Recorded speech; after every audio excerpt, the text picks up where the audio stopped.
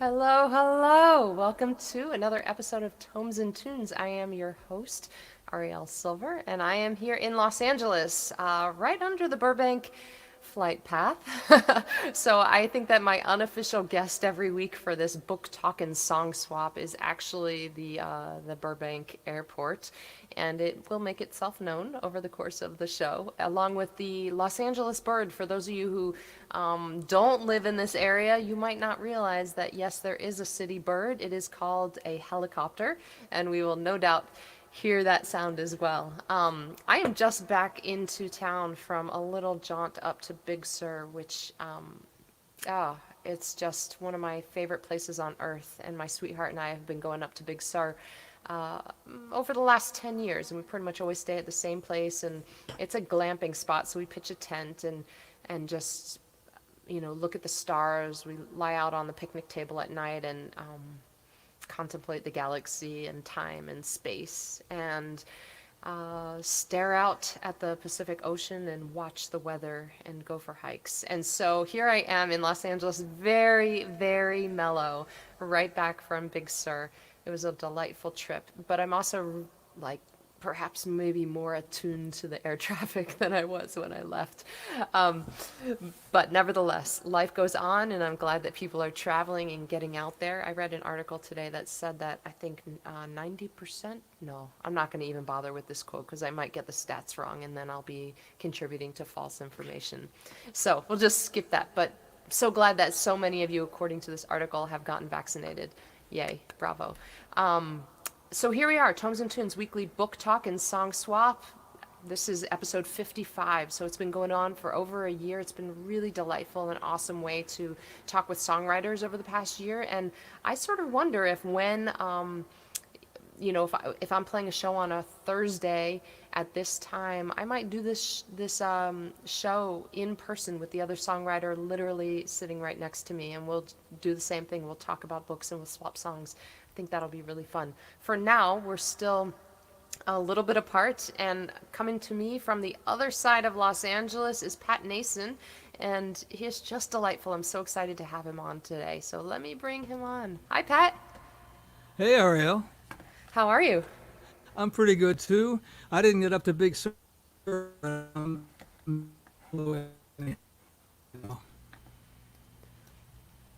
Wait, say that again. I think that we got a little bit of that Los Angeles internet buggery going on.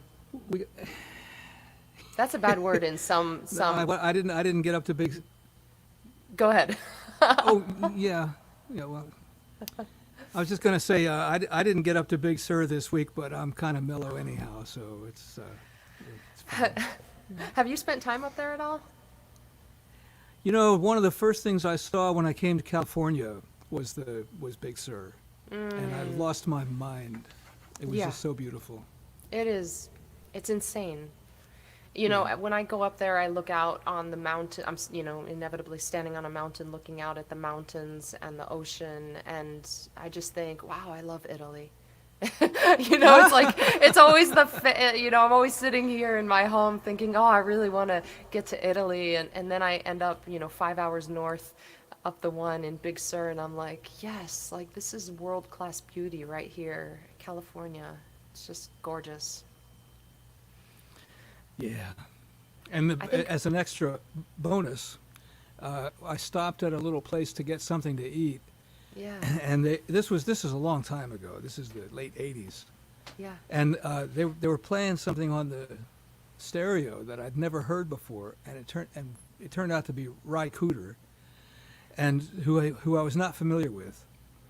So when I left California, I had plenty of memories and a new, I wouldn't say obsession, but a new interest. Yeah. I just discovered Ry Cooder in California.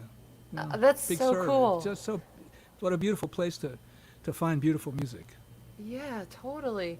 Um, Gosh, that's an interesting idea. I wonder what would happen. I wonder if I could do this, if I could map the United States by music, like where I first discovered certain songwriters or performers or songs. Like you have Raikuder on Big Sur, like that would be that pin on the map over there. Um, I don't. Oh, that's so That's an interesting interesting. thought, though, isn't it? I mean, I Yeah. can same trip. I can see it as clearly as if it's happening right this minute. Same trip, I discovered Tracy Chapman on Fast Car. Oh, We were driving up PCH and we heard it. And I said, "Well, this can't be real. This is so good." oh my gosh, what a perfect moment. Wow. I have not. I'm thinking right now about Big Sur and like the sounds that I hear when I'm up there. I have never caught any live music there, but they do have at the Henry Miller Library. They do have bands come through and perform there, and I would love to see a show at that venue. Mm. Um, yeah, I would really love to. I'm trying to think about. There was a particular show I was so jealous a friend was going to see, and I'm trying to remember now who it was that was performing. And I was like, man, you're going up to Big Sur. You're going to be at the Henry Miller Library, which is just a great little spot, and you're going to see this band. And now I can't even remember who the band was. And I was just steeping in jealousy at the time, um, which is, you know, amazing. I haven't seen a live band at all in a long time. Oh, What was the last show you saw prior to COVID? The last live music, or maybe the last venue that you played? I'll tell you both because Yeah. to me they're both really outstanding memories. The last show that I played was at the Coffee Gallery backstage with Oh, yeah. the Roadhouse series presents. Terry Paul Rowland has this monthly, I guess you'd call it an anthology. It's a series, and every month it's a new show with a theme. This month we're doing Bob Dylan. That's going to be on Of next course. Thursday. It's going to be online, and Are you going to and we were broadcast from the stage? no, it's all been virtual in the meantime. Oh, But the okay. very last one from the stage was Bakersfield, and I sang a Merle Haggard song and a Buck Owens song, and I Oh, was and it was 2 weeks before I was to play a show there. It was my first gig at Coffee Gallery backstage, and I was so excited. And I was releasing an EP, and it was like, oh boy! And oh, I couldn't wait for the thing. And then we had to cancel. Everything got canceled. So everything I'm gonna did have to get go back there. canceled. Yeah. Oh my Then gosh. the last sort of big show that I saw was up at CSUN, and saw Mavis Staples. Oh, And fabulous. I've seen her a couple of times. She was Yeah. just outrageous. She was so good. Man, that's awesome. Well, I mean, it's nice when the last show you saw was like, it just filled you up. That's a Uh, great memory, because then you're sitting with it for, the last 16 months. Like, yeah, that was the last show I caught. well, I Um, don't mind telling you that show carried me for a little while. Yeah, we yeah, all miss live music, but that show had a nice bounce to it. that's awesome. Somebody that I wish I had had the opportunity to see is Nina Simone. Mm.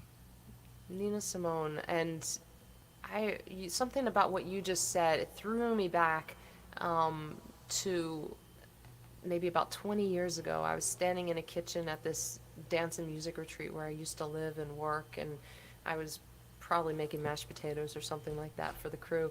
And there must have been Nina Simone on the stereo, and I just remember standing there in the kitchen. I can see the lighting. I don't remember exactly what I was cooking, but I can just picture, the hue of the room, and hearing Nina Simone and just thinking, man, that's a performer I would have loved to have seen. Mm, Without a doubt. yeah. With ah, Well, Who's around? Who's around these days that does that? Not to say that anybody should be Nina Simone. We've already got Nina Simone, but who's yeah. around who just transports you that way? I don't even know I have no idea. I don't know how I would answer that question. Someone recently asked me, like, what's my bucket list performer? Like, who would I like to see play? And I was stumped by that question too. I feel like most music lovers have answers to those questions, but I don't. I don't know why. What about you? Who fills you up in that way? Nobody fills me up in that way. There's some performers that I've never seen that I would love to see before it's too late, and but there's performers I've seen that I loved so much that I'd see them again anytime, anywhere. I would go Yeah. if Delbert McClinton was playing tonight. I'd go wherever he was You go. to go see Delbert McClinton. Because and the Yeah. reason why is because he does it for me. He's so smooth and he's so soulful and he's so rich and he's so simple and everything about him is just there's a conversation recently about authenticity, Yeah. and he does that, and he gets me going. Yeah. It just makes me think that there's someone for everyone. When it comes to music, it's like, when I was younger, I had so many doubts as a songwriter. Was I contributing anything worthwhile? It's like, as artists, we're creating something out of nothing, so nobody knows to miss it until it's created, right? So if you don't create it, nobody misses it. But just by the fact that we do create it, there's someone who probably feels that way about your music and about my music, and I feel that way about a lot of unknown artists. Like, I just want, or maybe just not household name artists, who they just, I'd become a puddle of tears, or it just makes my heart race. Like, I just. When I first started to come out and play not long ago, about 10 years, 11 years ago, because I was busy raising a family and being a journalist and making a living. Yeah. And so when I first started to come out and sing and play, I had a lot of doubts because I didn't know what I was doing. Yeah. I didn't know how to sing them and play them. I'd walk into a place and I didn't even know where to stash my guitar case. I mean, I really didn't. I knew next to nothing. And one of the biggest doubts was that very thing was like, why? Who wants to hear this guy that just showed up out of nowhere and sing a song about, really, it's just a dippy love song, don't mean nothing to nobody and everything like that. Yeah. And one night, and this happened pretty early. This happened within the first some weeks of when I was going out to sing and play at open mics and such. So one night I was playing an open mic at Salerno's in Burbank, and as I was walking back to my table after my set, a guy stopped me, and he said, "Man, that last song you played right there, that's my life."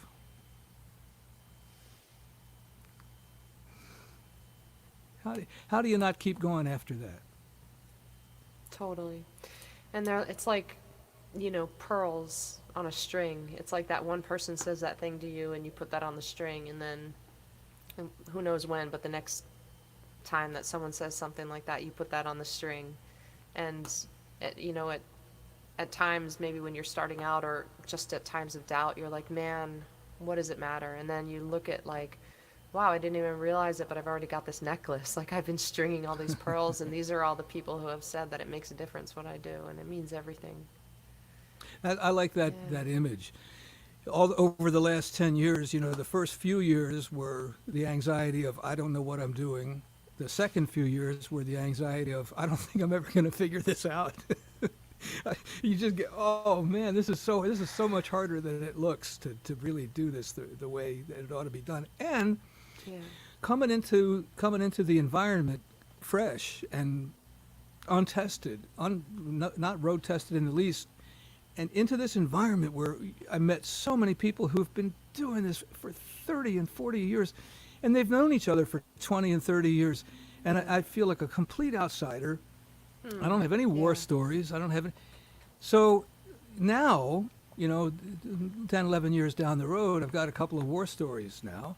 Yeah. And I'm starting to get to know people better. And I'm starting Yeah. to feel like, I'm earning my bones. And that necklace is coming into shape, into view. Yeah. Yeah.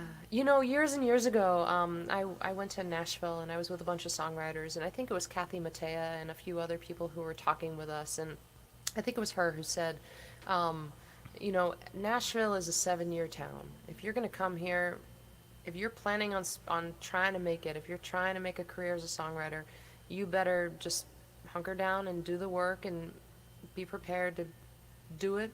You'll find over time you'll have some perspective of the growth and the distance that you've come, but it's gonna take a while. And when you first move to Nashville, it's like being a freshman in high school. You all come in. Everybody who got to Nashville that year, they're freshmen. And then the next year, you're a sophomore, and you look at the newcomers, and you're still an underclassman, but you're a sophomore now. And then you become an upperclassman, and you start looking at the ones that are just arriving, and you can see some distance between where you started and where you've come, but you still have further to go. And so when I moved to LA, I told you before the show that I moved to LA. I had quit being a performing singer-songwriter, and then I moved to LA. Like, it was at the same time, essentially, immediately at the same time. And so when I moved to LA, I had that Nashville story in my mind, and I was like, well, if Nashville's a 7-year town, LA's got to be at least a 10-year town. It's so damn big here. And also, I'm not even doing music right now, so I don't know. But let me just think about, if I'm coming to LA for whatever I'm coming for, and I didn't know why I was here, let me just plan to be here for a while. And when I hit my 10-year mark, I went and had drinks at the Dresden with have you ever been down there? What are their names? Somebody, if you're listening, please tell me. Elaine, Marty and Elaine. Have you ever seen them, Pat? Have you ever heard about I've them? never seen them. I know the Dresden, but I don't know Marty. Yeah, it just felt like such a That sounds classic just LA thing. familiar names. Yeah, it's a piano bar. They play. They're just an institution. They've been there for Oh. decades, as far as I know. And anyway, so I went down there and I probably had a martini or something like that to celebrate. And you're talking about like 10 years you've been doing this, and for me, I just came back to it really in 2019. So I would say I'm 2 years into it now. Well, now, Life if as a you weren't, songwriter. if you weren't singing and performing when what were you doing? I was doing a lot of yoga, a lot of yoga, trying to figure out what happened with me and music and why we had to break up and we couldn't live in the same house together, and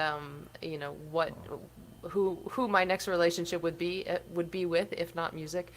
So yoga was that, and then I worked in celebrity endorsements at one of the top talent agencies for a little while, and some interesting stories there. And then I worked at a music production music library, and was just behind the scenes, the music that is written for film and television, and worked there for a long time.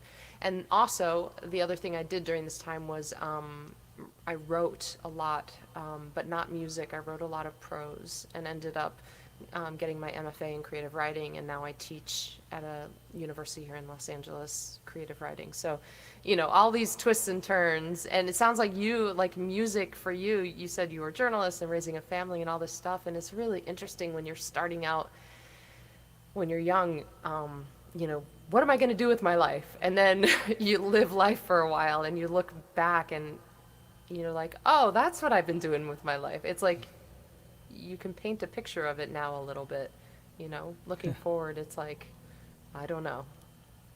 So that's what I was Honestly, doing. I was a good year and a half, 2 years into the journalism when it even occurred to me that I was in a career. Yeah. I did it because I had a knack and I got picked up pretty Yeah. quickly. And I was I was getting good money at the age of 20 to do this thing, and I was like, yeah, Yeah. I'll do that. Why not? And then I thought, and then next thing I knew, it was, the future was here. I was in it, and it was a little shocking, and it was a little disappointing because that isn't what I would have picked. Wow. Yeah. Interesting. Did you play guitar and did you write songs during those years that you were a journalist? How did that start? And also I have a question about the journalism. Was it always music journalism or did you start because you were a music writer. Were you only a music writer? No, no, I broke into local news in Baltimore and radio, and I didn't pick up a guitar. I was working in radio news before I picked up a guitar. I was 20 years old when I picked up a guitar. Had to do with a very unfortunate breakup with a girl. So That'll next do thing I it. know, I got a guitar in my hand. What else are you And, gonna do with all those tears? Right, exactly. And this was before I ever heard the expression, well, at least you got out of it. Yeah. And but no, I was doing radio news because I didn't have the talent to be a DJ, so I got in the news department, and that worked out. And I was doing, fires and police, robberies and, stuff Yeah. like just, regular news. And Yeah. I did that for years and years and years. And then went to work for United Press International in Washington in 1991, and then got transferred to Los Angeles in 1992. And I've been here ever since. And here's where I really started to focus on writing about entertainment, and that really was a big change for me. In the interim, when I was 30, I went back to school to finish my mass comm degree, and I picked up theater as a second major, and I had a ball just with a concentration in acting and directing. I had so much fun, and so when the time came to write about entertainment, it was a good equipment to be able to Yeah. talk to people in the arts and entertainment about, and ask better questions than they usually get. Yeah, because you know what it looks like backstage. Yeah, You what know I- what and I it kind feels of like under- under the, yeah. Yeah, and I don't, and I'm interested in their work. I'm interested in their ideas. Most honest to goodness, in those days, I actually had people at the end of an interview, they would tell me, you're amazing. Where do you ask these questions? We have these people that come in here, they have 10 questions on a clipboard and they just check them off and that's the end of the interview. Yeah. You actually listen. You can, well, yeah. So it made it a lot more interesting for me, and I guess it made it more interesting for them. I do think that there's a difference. You can tell there's a difference when you are the subject of an interview, when the interviewer is truly interested in the subject matter and what you're doing, and you're having a conversation versus they just have a job to do, a job's worth, and they've just got to get through their 10 questions and they got to write that article, or sometimes they don't even write it. It's just like you've just written it by answering the questions, Yeah, there's a big difference. And I understood. I've heard artists and ball players and politicians and everybody complain about the quality of the questions that they get. Like last week when Naomi Osaka at the French Open, when she decided she wasn't going to compete because she didn't want to do set aside, just for a moment, set aside the personal issues aspect of it and consider, I've been in press rooms at the, say, Academy Awards, where you go backstage, the winners come back and they answer questions from the press. This is world-class press right here, right, covering the Academy. You cannot believe some of the stupid questions, inane questions that people asked. Here's an example. When she won a supporting actress for Mighty Aphrodite, I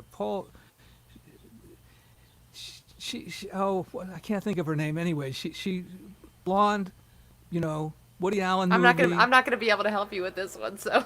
Mira Sorvino. Her father was Okay. Paul Sorvino, the actor. So Mira Sorvino wins supporting actress for The Mighty Aphrodite, which is it's a sex comedy on Woody Allen. She comes backstage, and here's some reporter who says, live in front of all the other press, and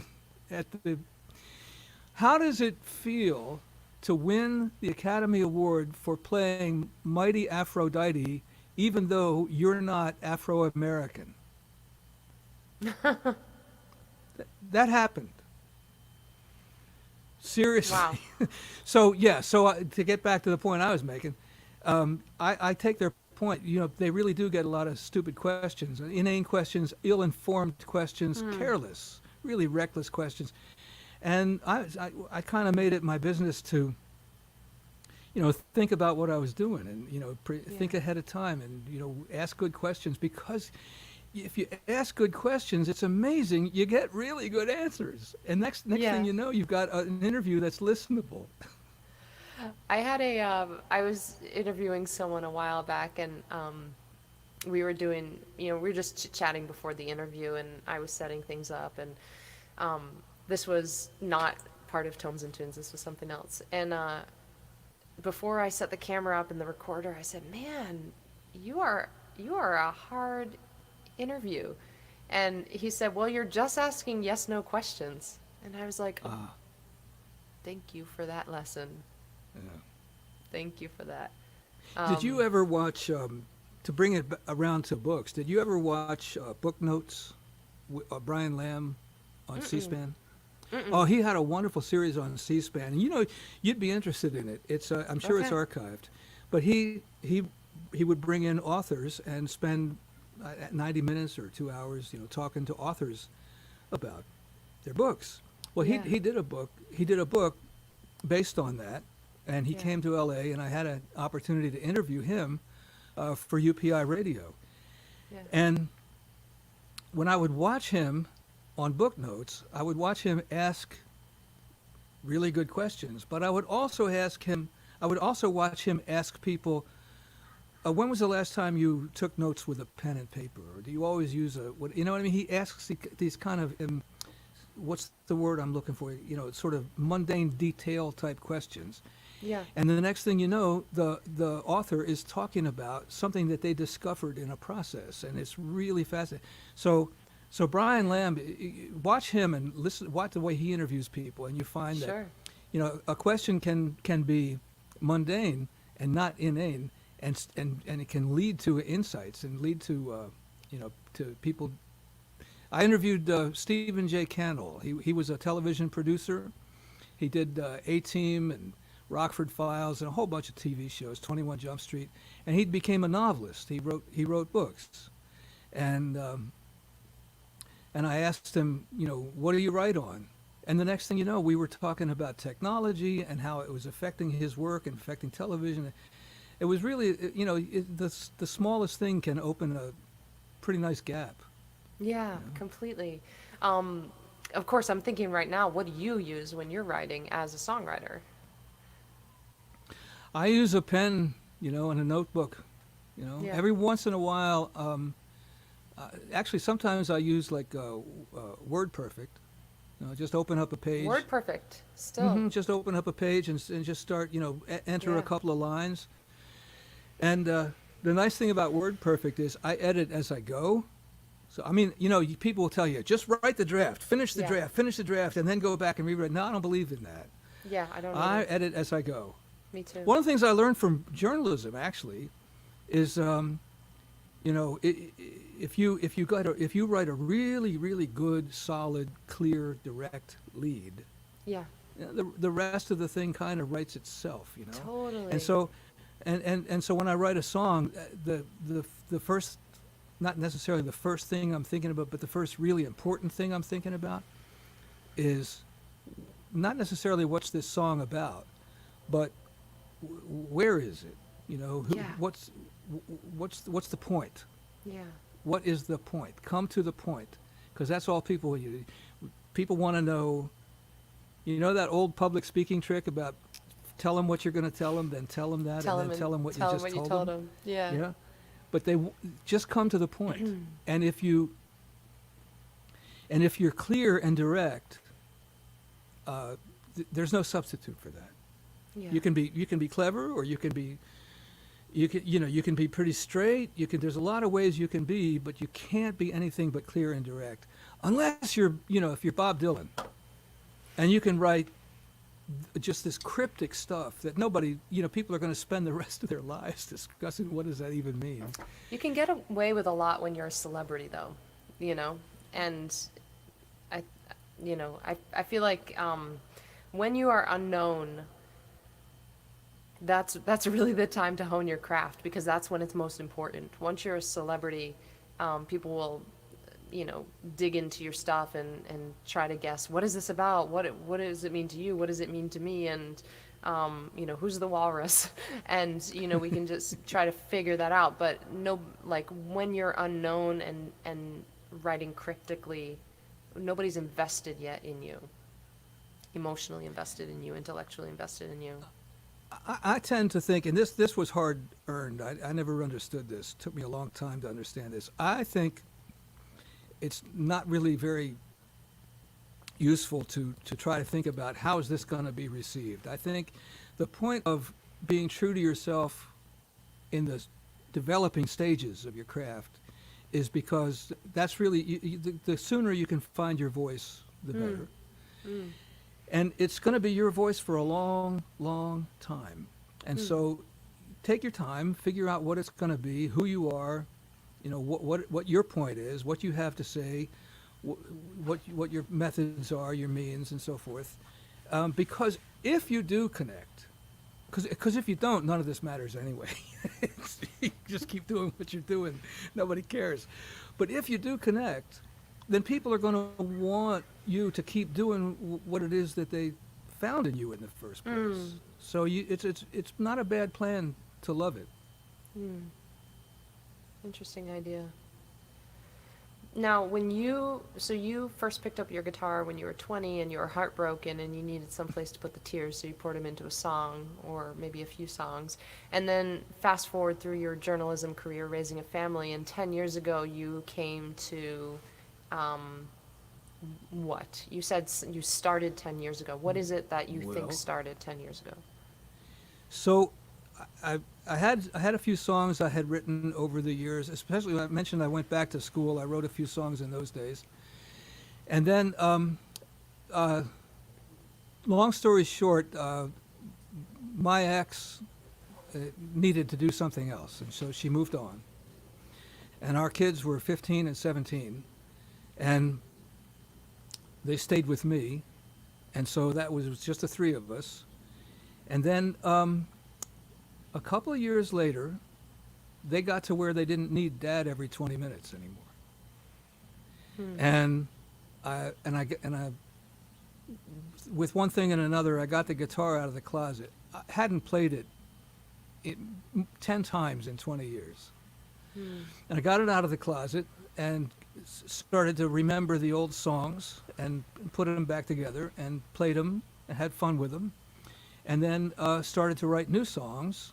And the new songs were coming out, pretty good, because all the years of life. Yeah, and probably also all those years of story, journalism and storytelling. Exactly. and narrative. Yes. And that first line, the lead, and right. all of And that. and radio news was good training too, because in radio news we wrote copy, but we wrote it around. People call it sound bites, but we called it actualities. But what it was audio of people speaking. Oh, I saw him jump out the window and he landed in the truck or whatever, And you get an ear for how people actually speak, and so that comes in handy when you're writing. And so I started to write songs again, and between one thing and another, and friends and neighbors would go, "Yeah, your songs are pretty good. Why don't you get them out there?" So I went ahead and started going out to open mics. And then you get a couple of pearls on that necklace. Yeah, you get a little flop sweat here and there. You just there were times where I gave up music on the way home from one open mic or another. Oh my gosh! I'm not oh my doing gosh! this anymore. What were you thinking? And all that stuff, Oh my gosh! I have broken so many guitars in my head coming home from a gig, like just slammed them across the room. But in truth, I've never done that with a guitar. But yeah, I've never done it with a guitar. Worst thing I ever did to a guitar was put it away for 20 years.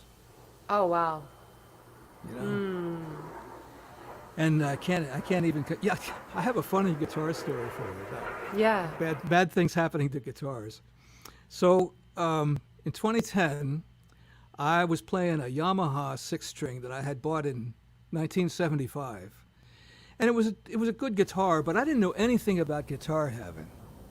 I didn't know that you can get them set up. I didn't know you could get them worked on. I didn't know anything. So the strings were this high off of the fretboard and everything like Yeah. that.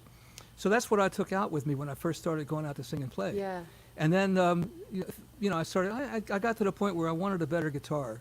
So I went up to a music shop in Canoga Park, and I went all around. I mean, I looked at 30 guitars. I looked at Martins Yeah. and Taylors and everything. So I went into this shop and I found a guitar that I loved. It was a Breedlove, and I left my guitar there on consignment in case they could sell it. And I Yeah. took the letter home and I put it in my file and I forgot about it. Yeah. Well, about 2-3 years ago, I was in that shop, and they have a theater in the back where they have an open mic every week, and they have showcases and stuff. And I'm in the theater working out a song with a friend of mine, and on the upstage wall is my guitar, and it's part of the decor now. It's covered with netting, and there's starfish on the walls and everything.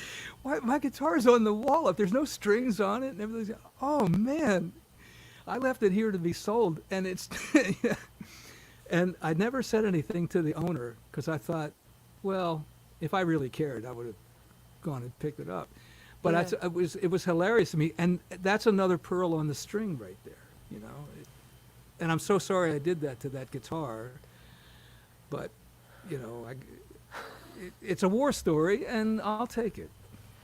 My first guitar was a $75, it cost me $75. It was a Montana guitar. I bought it from an old boyfriend in college. I was taking chemistry, sophomore year of college, and as an elective. Let me just pause for a second. Who takes chemistry as an elective? I have no idea what I was doing. Anyway, so I halfway through the semester urgently needed to build a sculpture of a guitar out of wire, and stopped going to classes, stopped studying for chemistry. Everything else was fine, but chemistry I flunked. It's the only class I've ever flunked in my life. And at the end of the semester, I had an F in chemistry and a wire guitar that I gave to my dad. I carried it home to Florida from Boston in a guitar case because it was the size of a guitar. It wasn't actually a guitar.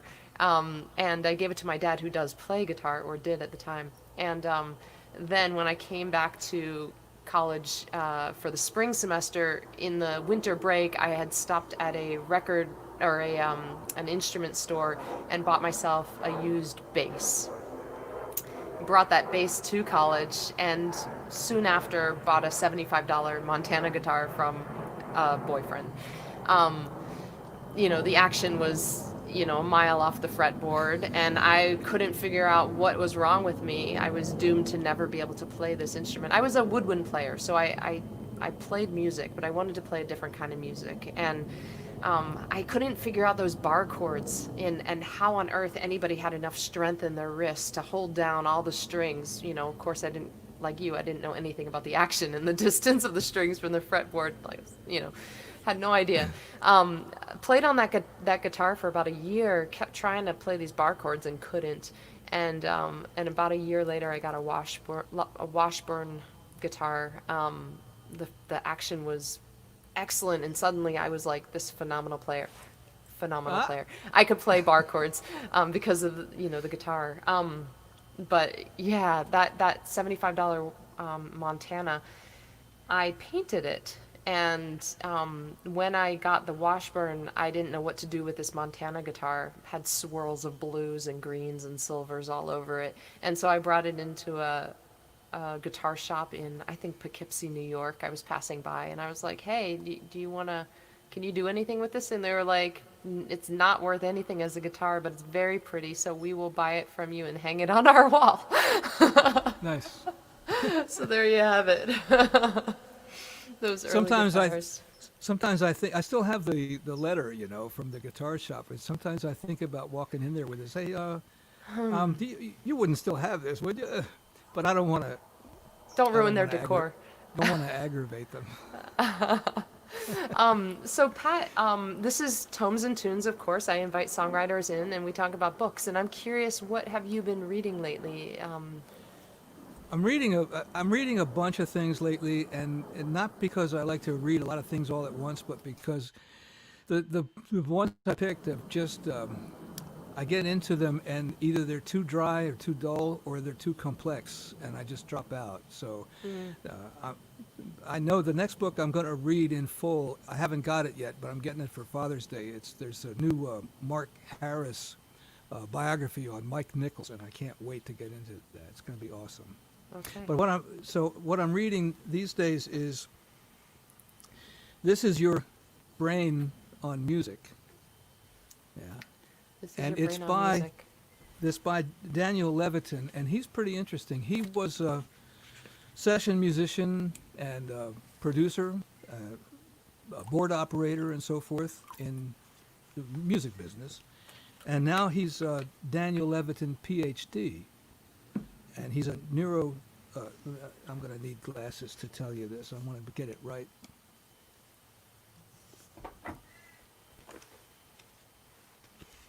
He's a neuroscientist, and he's the founding dean of arts and humanities at the Minerva Schools in San Francisco, and a professor emeritus of psychology and neuroscientist at sciences at McGill University in Toronto. And so the premise of this book is to examine music and how it affects people's senses. Mhm. And the fascinating thing about it for me, and one of the reasons it's a real slog for me, because in order to understand what he's getting at, you have to understand music to a much higher level than I ever have. I'm going to learn. I'm not going to learn to read music, but I'm going to certainly get some building blocks about how what music is actually, how it's structured, and how Yeah. how it works as a technology. And so it's pretty fascinating, and it gets, and the reason why it's also useful, because there's promising work being done that this understanding might actually be helpful for treating people with Alzheimer's, for example, or Yeah. all kinds of cognitive issues, Yeah. because we're starting to understand through the lesson of how music works, Yeah. how our cognitive processes work, but to Yeah. better understand that. So that's pretty cool. Yeah. It's not entertaining, but it really gets you thinking. Yeah. But you can kind of read it alongside some other things when you have the attention at the moment to come back to that book. Yeah, and I have a problem with really technical stuff. My eyes glaze over, and Mm. I'm asleep in seconds. So Yeah. when I dig into this, I make sure that I've either just had a nap, or that Yeah. I'm somewhere where I can't sleep or something like that. Right. Or if you have insomnia, then it works Never, as that doesn't an happen. aid No. for, I mean, meaning Well, to help you go back to sleep. To no, use it as a as a dose of reading to get well, you back to sleep. I don't want to jinx anything, but insomnia hasn't been an issue for me for a long, Oh my long gosh. time. Awesome. I did read somewhere that the interesting thing about songs is that the brain processes music and language separately. And so when we are listening or writing or singing music that has lyrics, we're simultaneously using multiple parts of the brain that we're not using only when we're, for example, playing music or listening to music without lyrics.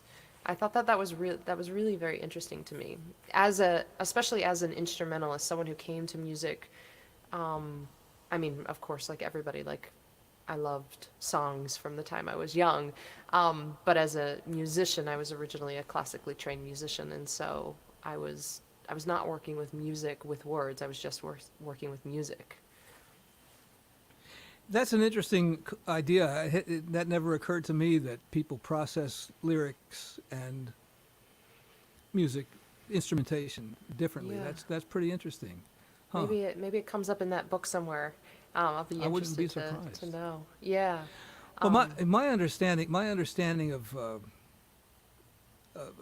how people process songs is pretty well formed by. Do you know Jimmy Webb had a book out about 15 or 20 years ago called I think it was called Tunesmith, mm, and it was basically it was a memoir, but mostly it was a how I did it, how mm, he wrote, what his philosophy about writing, his whole approach to writing, what it's based on, and he went into a little bit of history about why songs came to be structured the way they are and so forth. That was pretty interesting, but it was mm. mostly about lyric. It had a little to do with the melodic structure, Yeah. but mostly about lyric and had to do with how repetition helps and all that. Yeah. Yeah, I think that I've been thinking about this a lot lately, how the way that lyric works and the way that music without when I say music, I'm just talking about the music without the lyric. The way that they work is not dissimilar. Both of them, when it comes to songwriting, serve as a way to build tension, or it's like tension and resolution, um, and suspend the resolution to keep the ear, keep the listener moving forward, and then resolve, like, oh, okay, great, or that repetition of, like, I mean, repetition, if you repeat something a few times, if you repeat something a few times, if you repeat something a few times, and then you say something different, that other thing, that third thing lands.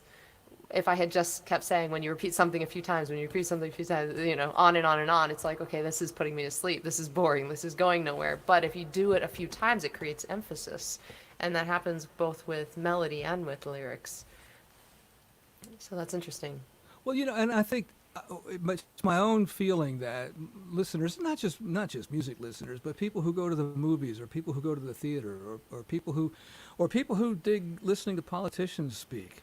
I think people, I think people want, I think people want two things.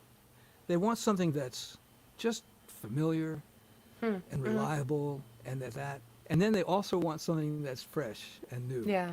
Yeah. And that's, to me, that's the big trick, is to Yeah. I remember the first time I listened to Tapestry, Yeah.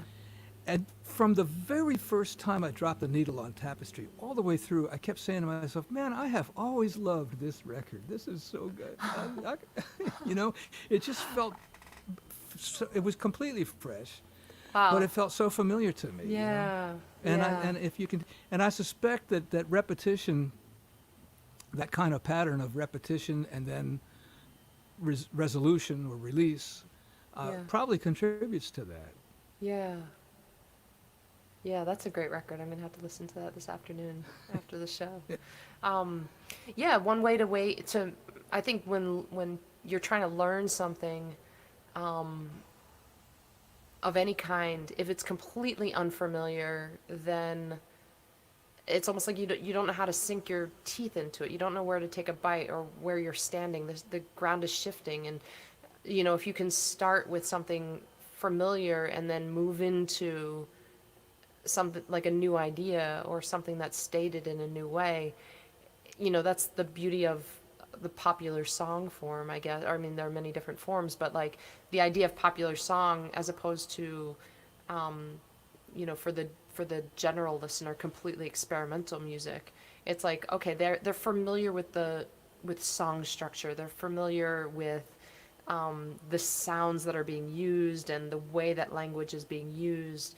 And so if then the songwriter or producer introduces a new sound or a new, drops in a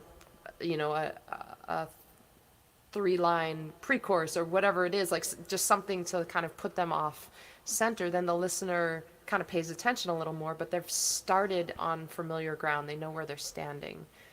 Um, yeah. Someone asked me recently, I was doing an interview. I was being interviewed last week for a show, and the interviewer asked me if I would ever. He could hear me doing prog rock as a genre, writing in prog rock and being a prog rock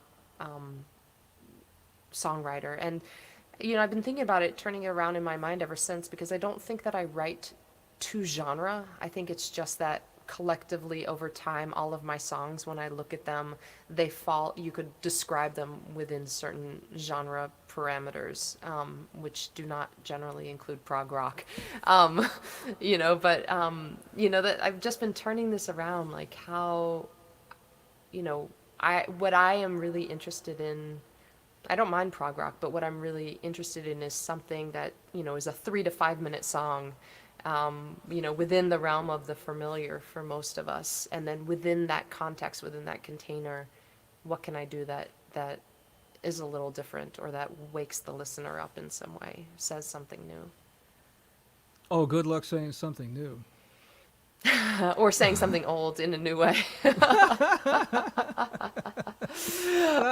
all, but no, I used to think that one of the biggest challenges for people like back in the day, people like Janis Joplin or Jimi Hendrix, was that what they were doing, it wasn't particularly new. Hendrix was pretty new, but Janis Joplin, what she was doing was she was borrowing, from some traditions, but they weren't terribly mainstream. So when the mainstream got a load of Janis Joplin, I think a lot of people just didn't know what to make of it, because there was no bridge from Petula Clark to Janis Joplin. It was just, whoa, she's just out of, and so she created quite a sensation. We didn't have, there was no preparation for this voice that showed up, unless you were steeped. If you already knew Bessie Smith, if you already knew, the people that she sort of emulated. And the same thing with Jimi Hendrix, when he started when he started just going manic on the guitar. I mean, I think he made a lot of that up. I don't know who influenced him to play that way. It maybe somebody somewhere that I never heard the name, but and it takes a minute for the market to go, yeah, oh yeah, okay, I'll buy that. I'd like, or then you have the early adapters who go, yeah, give me that. I'll take. You got any more? Yeah, yeah. New's tricky. I was gonna mention something, but I feel like I've talked about it on a few of these other past tomes and tunes, and I'm like, oh, I'm not gonna bring it up again. But I do think that, yeah, you said early adopters, and I think that there are. I mean, everybody has their taste, right? There's some people that are leaning more traditional, and some people leaning more toward, they want something fresh, and they're on the cutting edge there. And then there's like the middle ground of people, the majority of people, and it's like they'll move slowly toward the fresh, but they're not going to be those ones that are just like, oh, fresh, new. They will eventually get there, but it might take a few decades. Well, and let's be honest. I mean, if you look at music consumers as a group, there's nothing monolithic about them. Some people are avid, and some people just kind of turn it on, and they listen passively. They have it on in the radio. It's just a soundtrack to their life. Yeah. Right. If you're washing the car and you have the radio on, and somebody calls and says, "What are you doing?" You go, "I'm washing the car." You never say, "Oh, and I'm listening to the radio." People listen passively, Right. and and that's why it's a terrible idea to try to sort of psych out or dope out the marketplace and say, well, what am I going to, what are the cool kids doing? That's what you just can't. Just do what you're doing, and do it from a position of integrity and sincerity.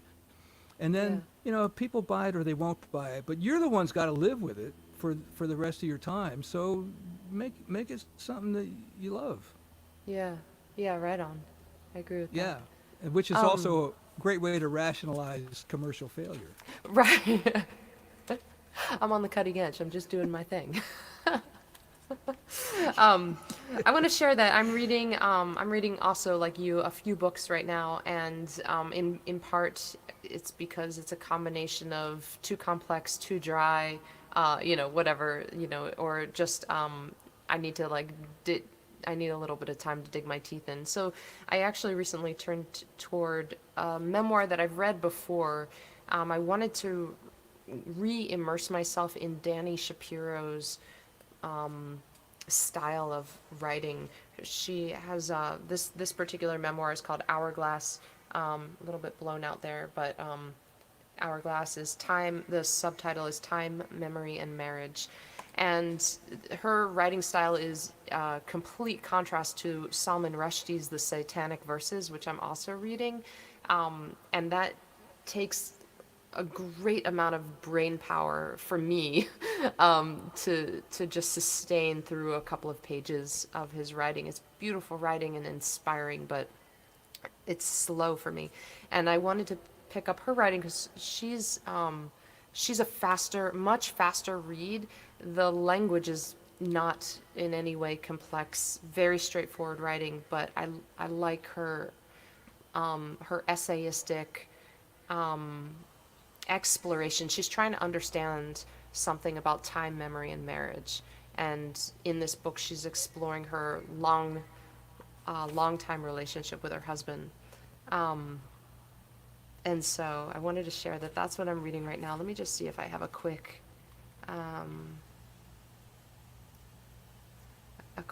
little excerpt. Maybe just because I mentioned the essayistic style and memoir. As a reader, I've never really been interested in celebrity memoir. I've read a few books by songwriters because of the topic, but in general, I like memoir writers who are only known because of their writing of the memoirs, not because of some other thing. And it's not a transcription of how they got to their celebrity. Say hi to the Burbank airport again. And so our conversation right over the last 50 minutes or so, one of the things that I keep thinking about is how when I'm writing songs, I don't always know in the beginning what a song is going to be about. I also do a lot of editing while I'm writing, and I feel like partly I like that it's not super efficient at the beginning, but part of what I like about it is that it helps me to find my way, and in the process of writing the song I figure out something that I'm trying to say, something that I want to express, rather than sitting down and saying, okay, I want to express this idea, let me write a song about it. And so in here, this paragraph, she says, in English, the term memoir comes directly from the French for memory, mémoire, David Shields offers in Reality Hunger.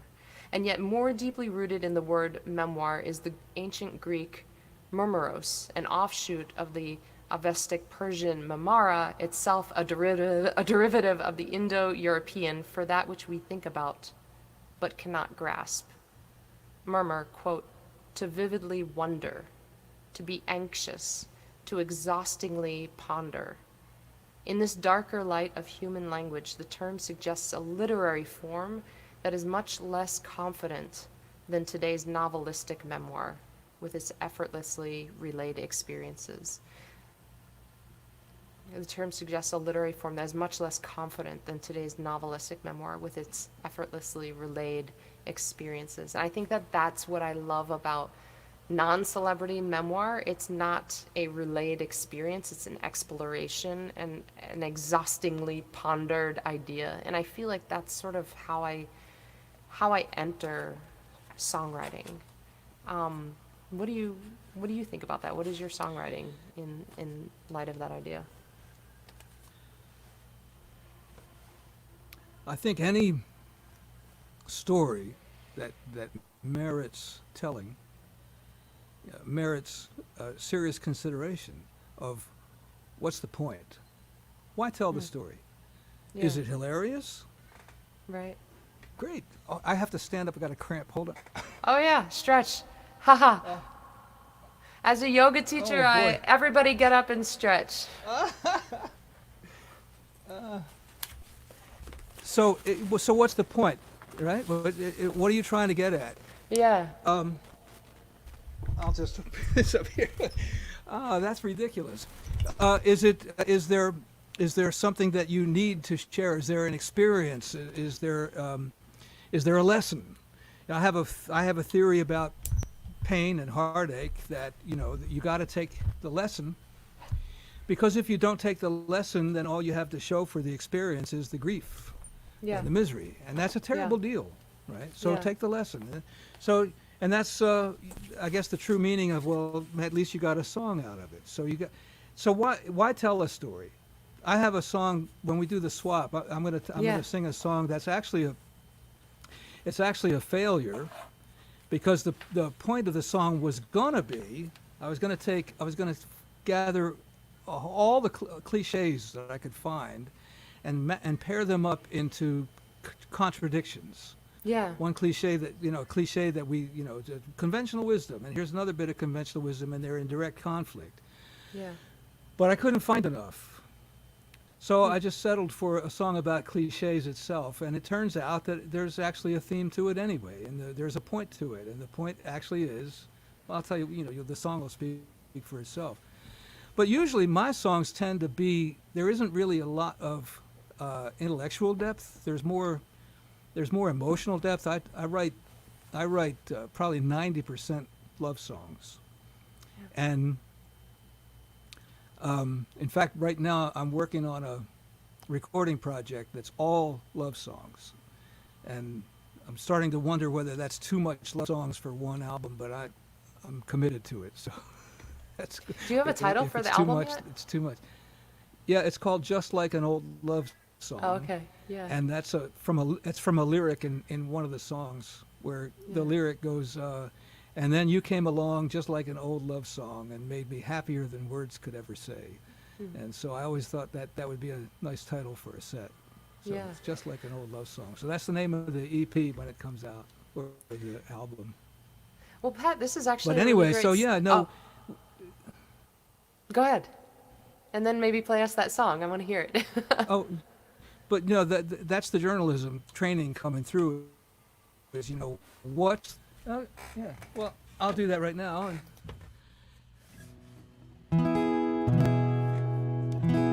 Now, how's that? Is that a nice blend? Yeah, sounds good. I always tell people get something to write with, and take notes on this song, because it contains all the wisdom you ever need to get through this world, with your sanity intact. It's called, it's collected wisdom of the ages. It's all in here. It's called The Cliche Song.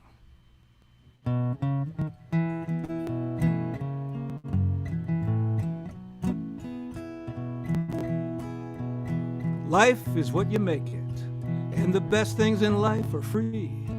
Just do your damnedest, you're gonna make the grade.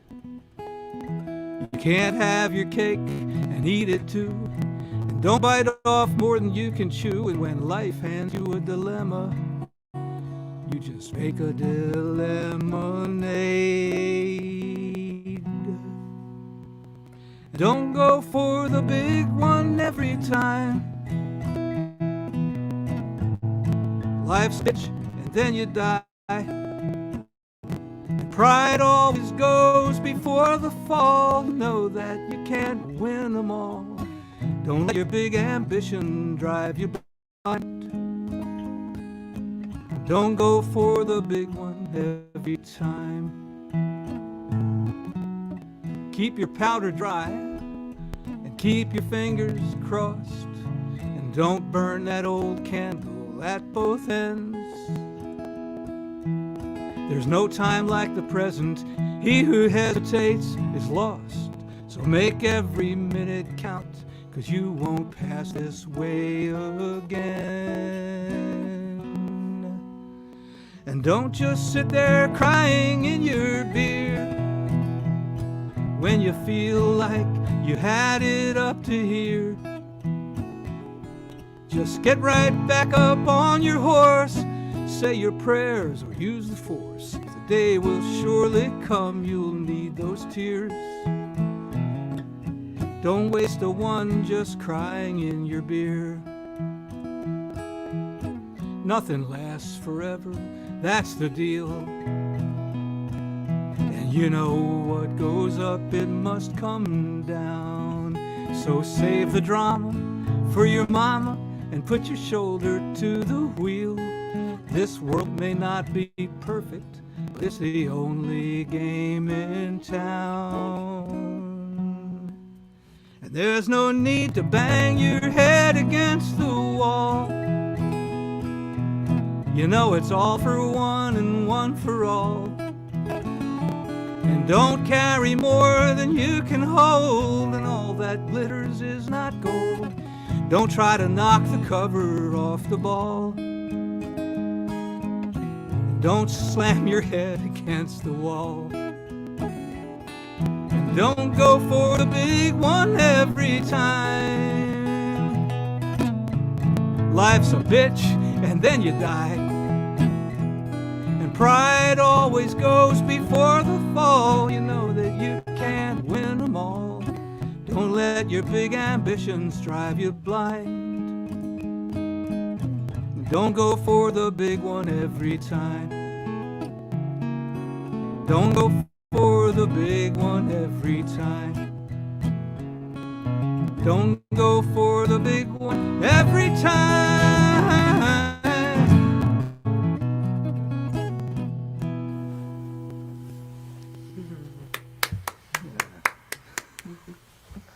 And I'll tell you that song has its roots in radio, because I was working at a radio, one of my very first jobs. I was working with a guy, and he was a DJ, and I was an engineer at an automated, beautiful music station.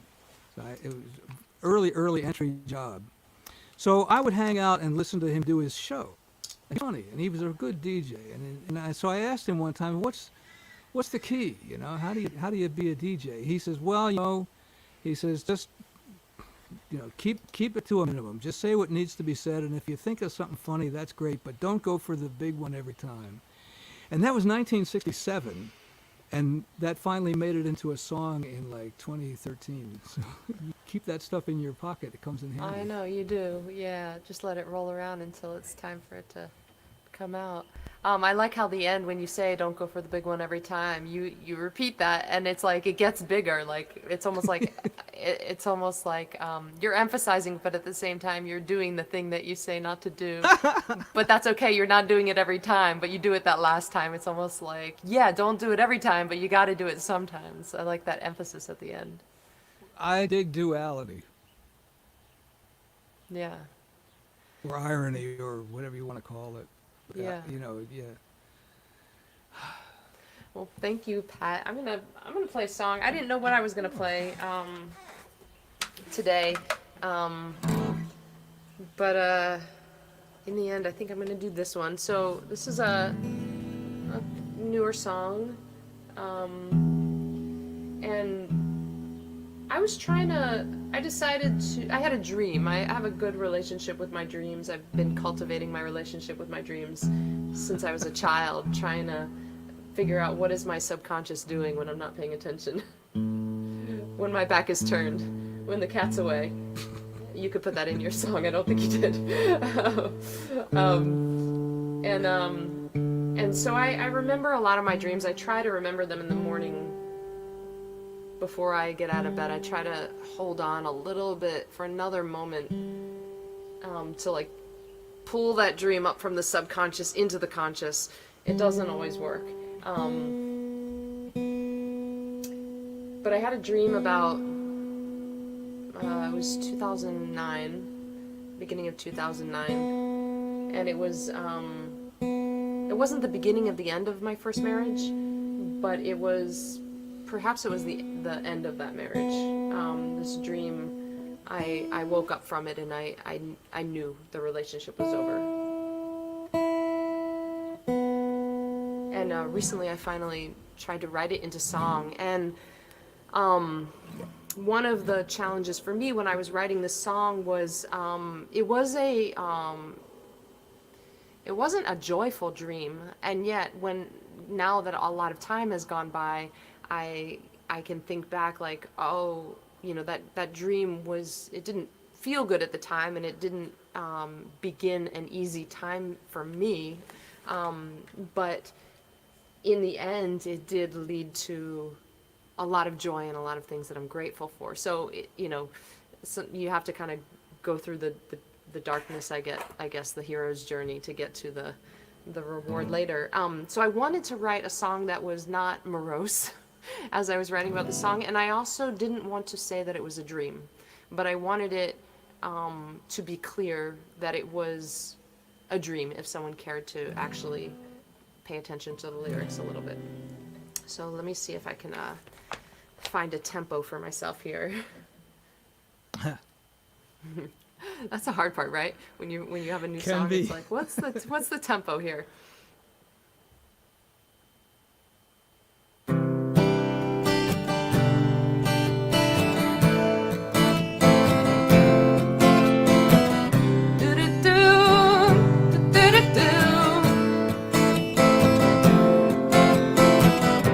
I was in two places at one time, fast asleep beside you, also locked and crying in an attic in the darkest night.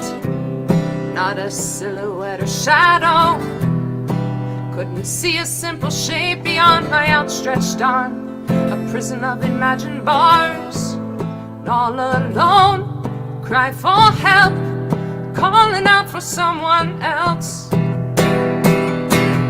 Rattling the bars, shouting at the sky, raging like a banshee at my clipped wings. Never wore a cape, you never learned to fly. All the years I wanted you to save me. Like a mystic message prophesized, dawn broke and I saw clearly what it signified. The key was in my hold and I was all alone. Cry for help, but only I could save myself. Rattling the bars, shouting at the sky, raging like a banshee at my clipped wings. Never wore a cape, you never learned to fly. All the years I wanted you to save me. The darkest night taught me to see. That's the moment I was set free.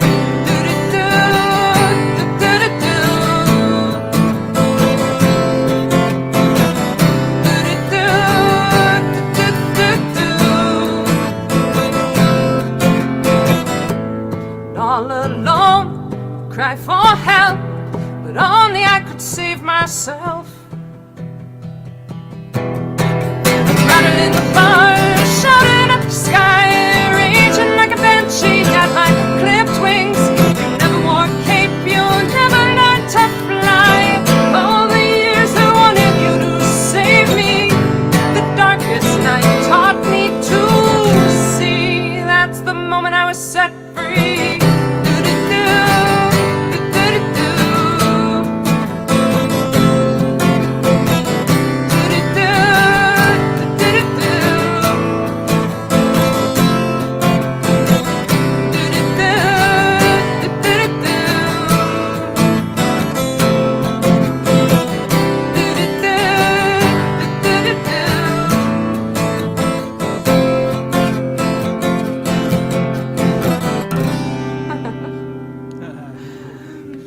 That's how it goes. Yeah. That's the way to dig something out of the dirt there, isn't it? Yeah. You get down there and come up with something that's. You see that there's a certain soulfulness there that I aspire to. Thank you. I stay pretty close to the surface though, and that's why. Yeah. And I don't know if I'm going to live long enough, but I think I might get there. I might get to the point where I can, get some genuinely honest expression out.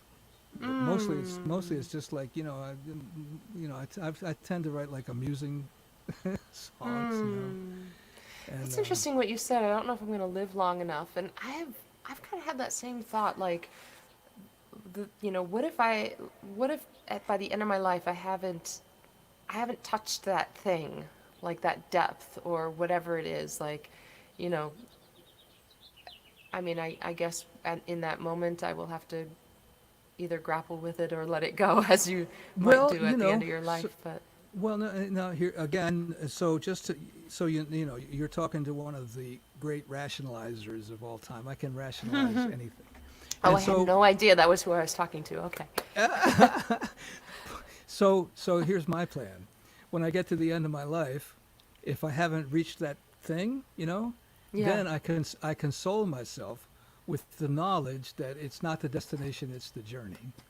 Oh yes, 100%. Right? And that works. That Yeah. really works. Or I wonder, what if maybe at the end I will think to myself, well, I was, I arrived at the correct point. I just was blind to the point that I thought I was gonna, like, that I thought I was going for. But now that I am at the moment of truth and it is ending, I guess this is the destination. This is the last stop. Wow. Yeah. Well, yeah, and in the end, when that moment comes, I don't think I'm going to be thinking about, well, what was it all about? I think I'm going Yeah, to be thinking that's about, wait a minute, can we just get another hour? yeah, wow. Just maybe one more day, I don't think I'll be, because I'm, honest to goodness, there's time to, what's that? A guy asked me last night if I'd play a request. I said if I know it, I will, but I don't know it. I can't sing it. But the gambler.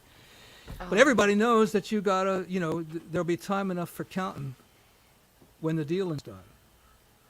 yeah. So, Right, yeah. just shut up and deal. Just keep playing and Yeah. don't worry about legacy and don't worry about what was it all about or what did it amount to, because it's not finished amounting to anything yet. Yeah. you know. And by Yeah. the time it finishes amounting to anything, it's too late to do anything about it. So I just be know. busy. I know. So just be busy. Just Do fill what your you day do. with meaning. Yeah, totally. Or it Well, doesn't even have to be meaning. It could be foolishness. Just just fill your day with whatever's gonna jazz you. yeah. You know. That's a great way to end the show for today. That's right It's there, been such a everybody. great There we pleasure. have it. Thank you for inviting me. Pat, it has been such a joy talking with you, and I can't wait to bump into you at the North End of Hollywood or some of these other places. Well, I'm Be pretty sure I'm fun. going to bring my band up there when it's time for band shows. Amazing. And Awesome. the band, we need to get the band together again. So there's that. And Yeah, we need to get the band together again. yeah. And All of us. you're gonna be playing out, right? Yeah, I'm playing on summer solstice, so June 21st, for the Make Music Festival in Topanga. It's a Monday. The summer solstice does not care what day of the week it is. And this year it's a Monday, so that is the day of the festival. It's always on that day, the summer solstice. And so I'm playing at a shop called Pebbles. A lot of the stores in Topanga are going to have live music that day. And I'm excited to do that. It's like a mid-afternoon kind of thing. And then You're gonna promote that, right? I am. In fact, I think that me saying it aloud right here, right now, is the first part. And then I'm playing up in Ojai with Manda Mosier and Pi Jacobs on July 16th, which is a Friday, and then at Hotel Cafe down here in LA on July 30th. So yeah, a couple of live shows. I'm Love looking forward Amanda. I to. love Pi. That's gonna be a great Yeah. show. The three of you. It Oh my is. goodness. It is. It's going to be a Women of Americana showcase, and I think it's just going to be a really fun. We're going to do it like in the round, all of us playing solo, swapping songs, and I think it's just going to be a really.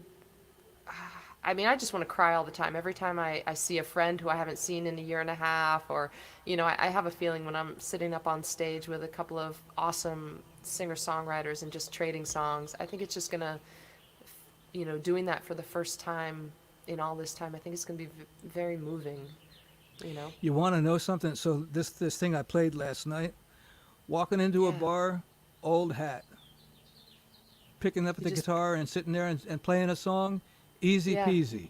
But when my yeah, friends walked in the door, people I haven't seen in going on a year and a half, oh my goodness, that felt so yeah. good. That was the best I, feeling. I am such a big dork right now because I mean, I honestly bless my friends for just being kind, but I don't want to let go of them when I hug them. I'm like, oh, I just want to take them in. And I'm like, gosh, I hope I'm not being inappropriate here, but I just don't want to let go.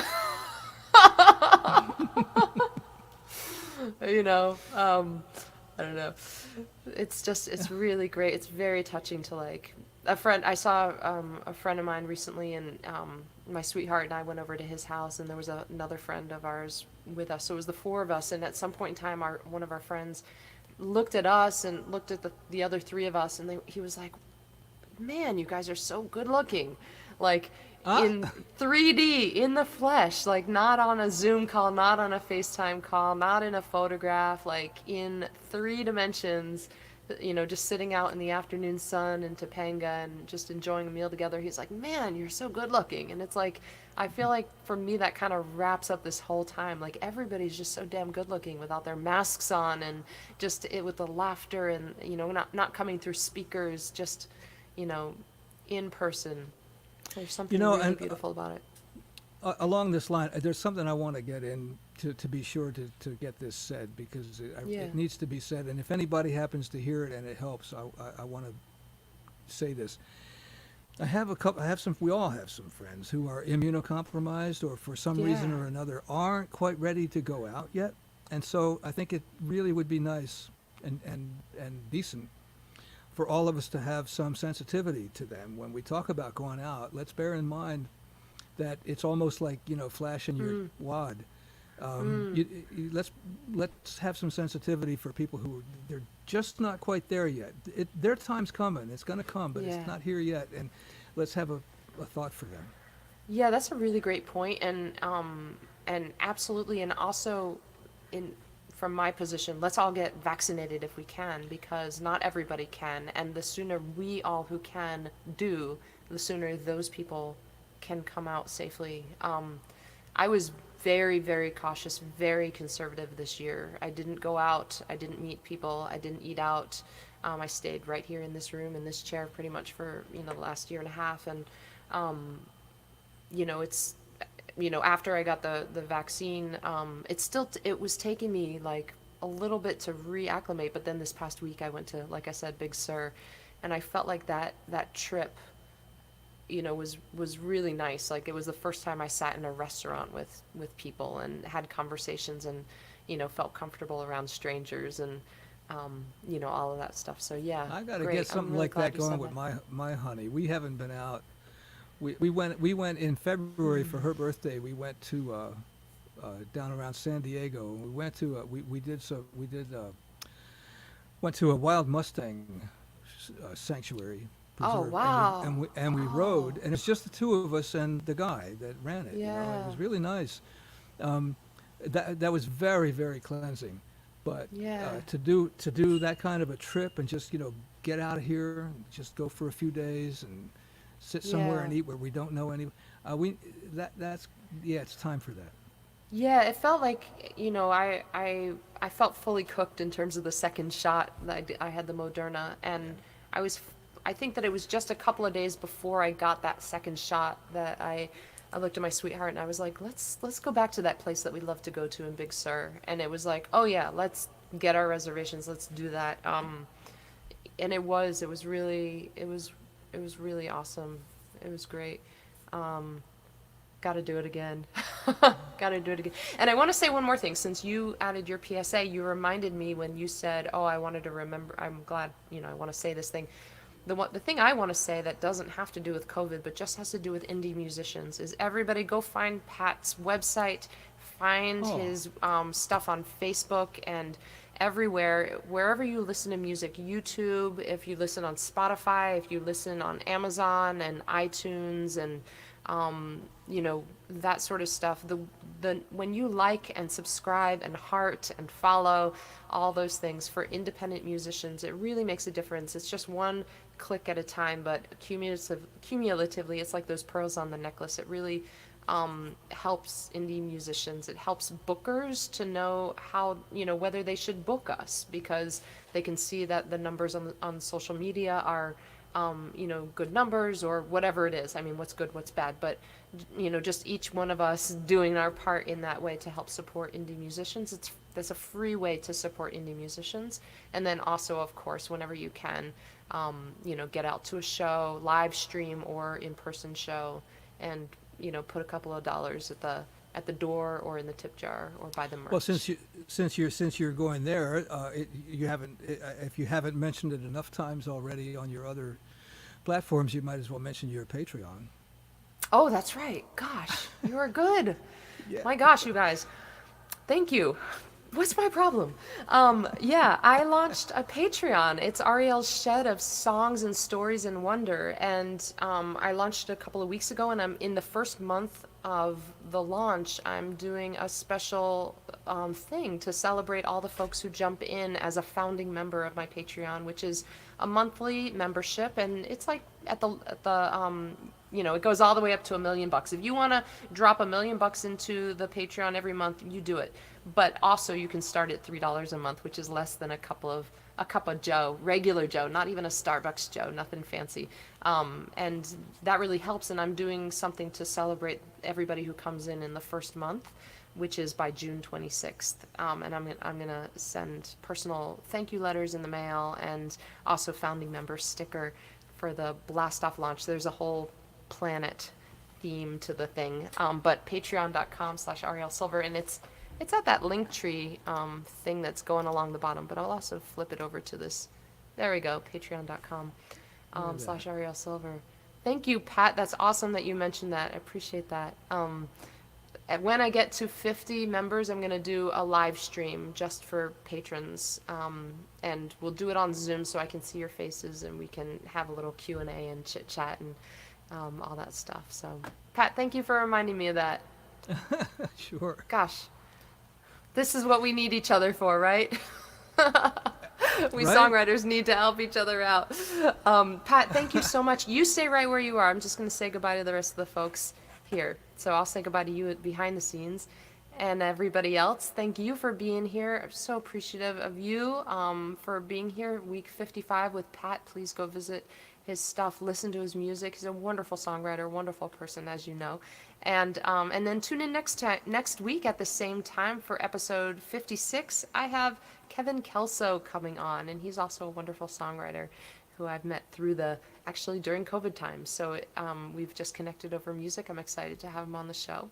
And please visit my Linktree /ArielleSilver down there. That's where all my show dates are. That's where you can sign up on my mailing list. You can find a link to the Patreon. You can find my yoga studio. You can do all that right at that Linktree. So until we meet again, please be safe, be kind to others, and shower the people you love with love. I will see you next time.